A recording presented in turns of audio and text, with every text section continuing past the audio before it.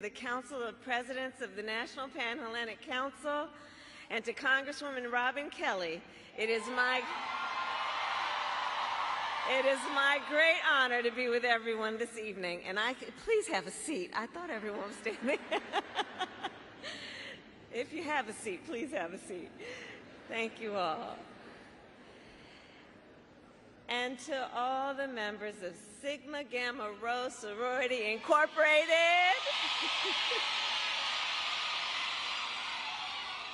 It is so good to be with you this evening, and I say that as a proud member of the Divine Nine. And when I look out at everyone here, I see family. And you know, we share a vision, the future of our nation. Ours is a vision of a future in which we realize the promise of America. And aren't so many of us empirical evidence of the promise of America? A promise of freedom, opportunity, and justice, not for some, but for all. Since 1922, the members of Sigma Gamma Rho Sorority Incorporated have helped realize that promise. Generation after generation, the members of this sorority have shown that greater service brings greater progress. I know. In the 1920s and 30s, you created college scholarships for young black women. In the 1960s and 70s, you launched a nationwide program to help folks get a job. In the 1990s, you formed a partnership with St. Jude to fight childhood cancer. And in 2020, you continued your leadership when, during the height of a pandemic, you helped elect Joe Biden President of the United States, and me as the first woman Vice President of the United States. And for all of those reasons, I am here to thank you for your long-standing service to our nation, and to declare in this moment that our nation needs your leadership once again. In this moment, we face a choice between two very different visions for our nation. One focused on the future, the other focused on the past. And we in this room are fighting for the future. A future with affordable health care, affordable child care, and paid leave. And we fight for a future with equal pay for women, because we know when we lift up the economic status of women, we lift up the economic status of children, of families, and all of society benefits. We here work for a future where every person has the opportunity not just to get by, but to get ahead, to build a business, to own a home, and to build intergenerational wealth. We here see a future where we bring down the cost of living for hardworking Americans, which is why we are fighting to ban more of those hidden fees and surprise late charges that banks and other companies use to pad their profits, to take on corporate landlords and cap rent increases, and take on big pharma and cap the cost of prescription drugs for all Americans. All of this to say, we are working to build up, not tear down, and to build up America's families and America's middle class, because we know when our middle class is strong, America is strong. But as we work to move our nation forward, let us be clear, there are those who are trying to take us backward. You may have seen their agenda. They call it Project 2025. Right. And it is a 900-page agenda of extremism.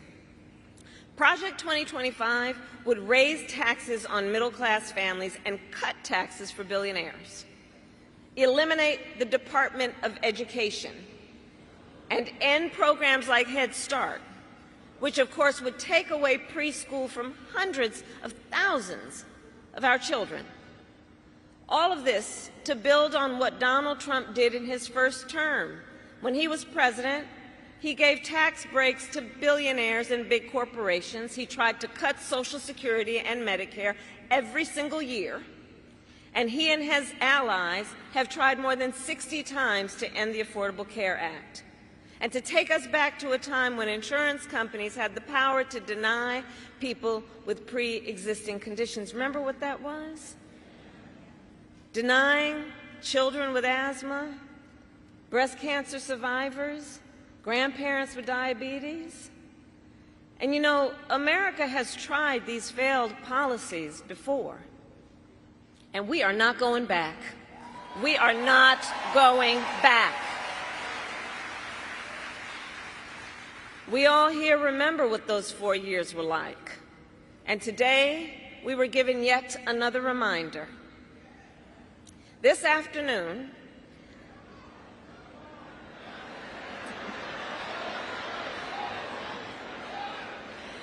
Donald Trump spoke at the annual meeting of the National Association of Black Journalists. And it was the same old show. The divisiveness and the disrespect.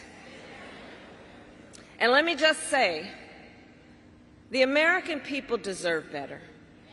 The American people deserve better. The American people deserve a leader who tells the truth, a leader who does not respond with hostility and anger when confronted with the facts. We deserve a leader who understands that our differences do not divide us. They are an essential source of our strength.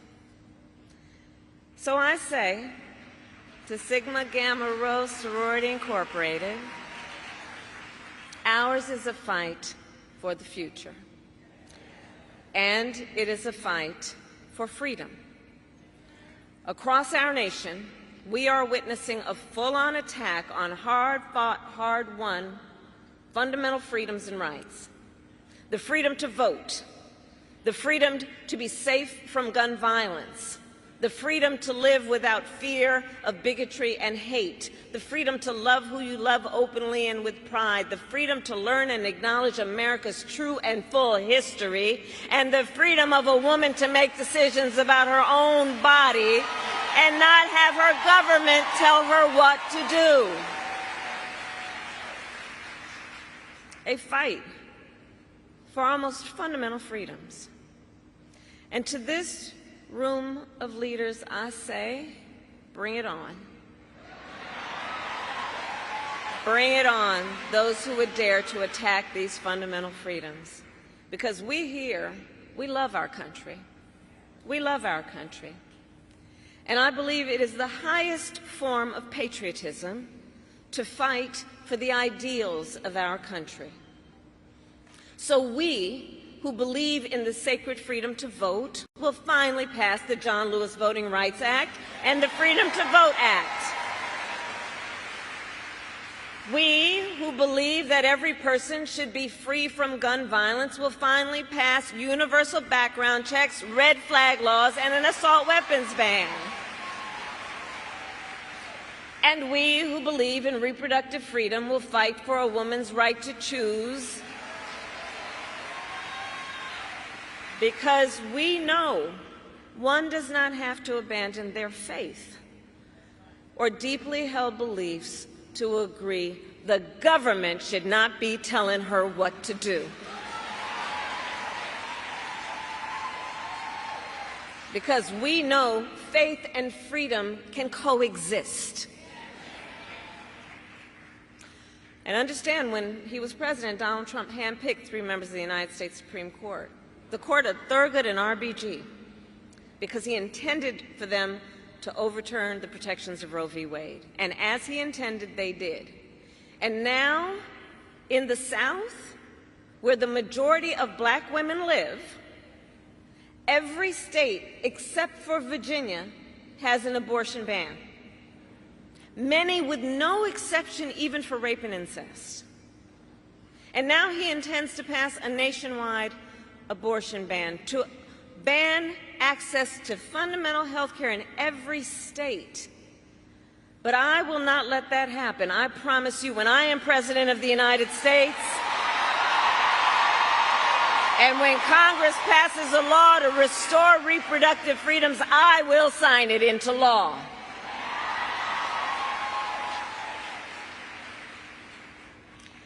So in this, you're welcome. So in this moment, our fundamental freedoms are on the ballot, and so is our democracy.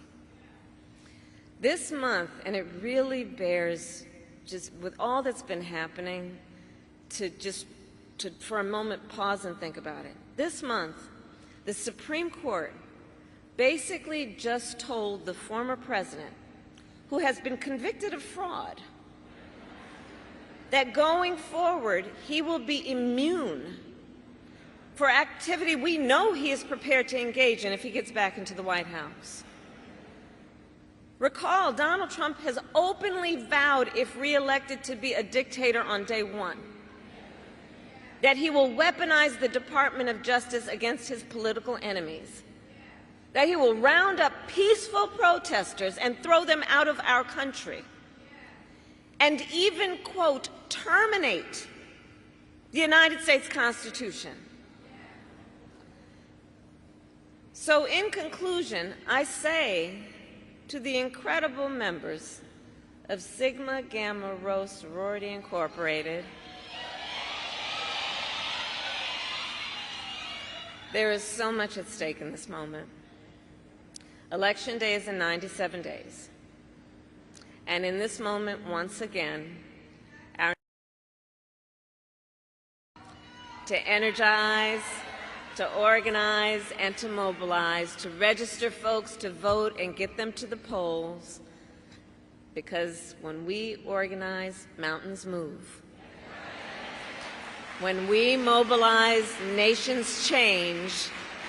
And when we vote, we make history. So let us continue to fight with faith, with optimism, and with hope. And when we fight, we win. God bless you, and God bless the United States of America. Thank you. Thank you.